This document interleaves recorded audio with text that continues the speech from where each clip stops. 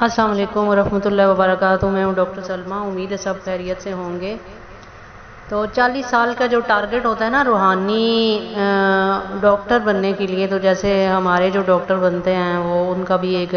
Limited سا time ہوتا ہے، اسی طرح یہ جو روحانی ڈاکٹر بنتا ہے نا اس کا جو لمیٹڈ ٹائم ہوتا ہے وہ 40 سال ہوتا ہے. ٹھیک ہے، تو اس کا پارٹ 5 میں جو ہے نا وہ میں آج آپ کے سامنے میں گفتگو ہوں. تو میری اب جو نیکسٹ آگے ہے کہ اس میں اور کیا ہوتا ہے کہ جب آپ حضرت علی سے پرمیشن لیٹر آپ لے لیتے ہو تو پھر اس میں جو ہے نا وہ شروع ہو جاتے ہیں آگے کہ آپ نے کرنا کیا ہوتا ہے. ٹھیک ہے، اس میں یہ ہوتا ہے کہ آپ کو خواب میں آتے ہیں، جیسے کہ ہمارے کوئی پیر و مرشد ہم بناتے ہیں اپنے ایریے کے جو بزرگ ہوتے ہیں ہمارے، کہ ہمارے جو خاندان والے ہیں کس کو انہوں نے اپنا استاد رکھا ہوتا ہے، تو پھر وہ استاد چاہے اس دنیا میں نہ ہو لیکن کیا ہوتا ہے کہ خواب میں وہ آپ کو آتے ہیں، اور پھر وہ انہوں نے زندگی میں جو بھی دم وغیرہ کیے ہوتے ہیں، جو کسی کا علاج کیا ہوتا ہے نا، وہ سارے کے سارے آپ کو کیا کریں گے، وہ اذن میں آپ کو حکم کر دیں گے کہ یہ آپ کو ہم اذن دے رہے ہیں، ہمیں جو ہے نا حکم ہوا ہے تو آپ کو اذن دے رہے ہیں. اب خواب میں تو ہم نے دیکھ لیا، انہوں نے طریقہ بھی بتا دیا کہ یہ جو ہے نا اذن وہ ہمیں دے رہے ہیں، اس کام کا دے رہے ہیں. تو پھر کیا ہوگا کہ پھر آپ کو یہ کہا جائے گا کہ آپ اس کو نا ٹرائی کریں کسی پر. تو پھر ایسے ہوا کہ ہم اسلام آباد میں رہتے تھے. حضرت میر علی شاہ جو تھے وہ ہمارے بزرگوں کے جو مطلب تھے، وہ ان کے استاد تھے وہ.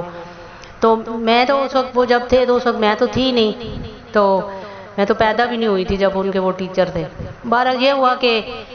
مجھے جب انہوں نے اذن دیا تو میں جو ہے نا وہ اس کو ٹرائی کیا میں نے، اور وہ بالکل صحیح ہو گیا. اسی طرح جو وہ اذن دیتے تھے نا کو ٹرائل بیس پہ، اسی طرح پھر مثال کے طور پہ ہم کسی بندے کا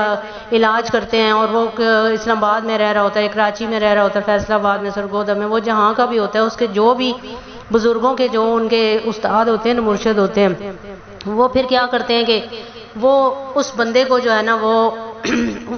وہ جو ہم پھر نا ان سے لنک میں لاتے ہیں کہ یہ بندے کا آپ علاج کر رہے ہیں. وہ علاج کوئی بندہ ہم سے علاج کرواتا ہے تو پھر وہ کیا کرتے ہیں کہ ہم اس بندے کو یہ چیک کرتے ہیں کہ بتایا جاتا ہے کہ اس بندے کا جو ہے نا وہ مطلب اس طرح پیر و مرشد ہیں ان کے، اور وہ اس علاقے کی پرمیشن، ان کی پرمیشن کے بغیر آپ کو ان کو دم نہیں کر سکتی. ٹھیک ہے، پھر کیا ہوتا ہے کہ خواب میں وہ آتے ہیں اور وہ کہتے ہیں کہ ہماری طرف سے جو بھی مطلب وہ ہے نا وہ آپ کو اجازت ہے کہ آپ اس کو نا دم کر سکتے ہیں. ٹھیک ہے، پھر وہ کیا ہوتا ہے ان کی ہمیں وہ مل جاتی ہے، پرمیشن مل جاتی ہے. اسی طرح ہر ایریے کے لوگ جو رہنے والے ہیں ان کو جو ان کے خاندان کے جو پیر و مرشد ہوتے ہیں ان سے پھر ہم روحانی طور پہ ہم کو وہ چیز مل جاتی ہے، اور پھر تب ہم ہر بندے کا علاج بآسانی کر سکتے ہیں. ٹھیک ہے، یہ جو ہوتا ہے نا یہ عمل ہوتا ہے جس کے ہمیں آرڈر کیے جاتے ہیں. کیونکہ میں اسی فیلڈ میں ہوں، میں لوگوں کے علاج کے لیے مطلب بچوں کے لیے کچھ بھی مطلب مجھے ان کا جو سسٹم پہ مجھے لگایا گیا ہے، تو پھر یہ ہمیں جب پرمیشن ملتی ہے تو ہم یہ کام سٹارٹ کرتے ہیں. تو پھر ایسا ہوتا ہے کہ جب وہ بندے ٹھیک ہو جاتے ہیں، پوری اپنی زکات دے کے وہ بندے ٹھیک ہو جاتے ہیں، تو ٹھیک ہونے کے بعد پھر کیا کرتے ہیں کہ آگے جو نیکسٹ ہے وہ لوگوں کو بتاتے ہیں. پھر اسی طرح یہ ہمارا روٹین وائز جو سسٹم ہے، جب یہ چل جاتا ہے اور ہم بالکل زکوٰۃ کے پیسے زکوٰۃ جیسے کہ مجھے اگر کوئی دیتا ہے نا، مطلب 100 روپیہ اگر کوئی دیتا ہے، میری کوئی فیس دے دیتا ہے یا زکوٰۃ کوئی دیتا ہے، تو اس میں سے جو میرا حصہ ہوتا ہے نا وہ 33% میرا حصہ ہوتا ہے. تو 33% جو حصہ میں رکھتی ہوں، اور باقی جو دو حصے ہوتے ہیں وہ میں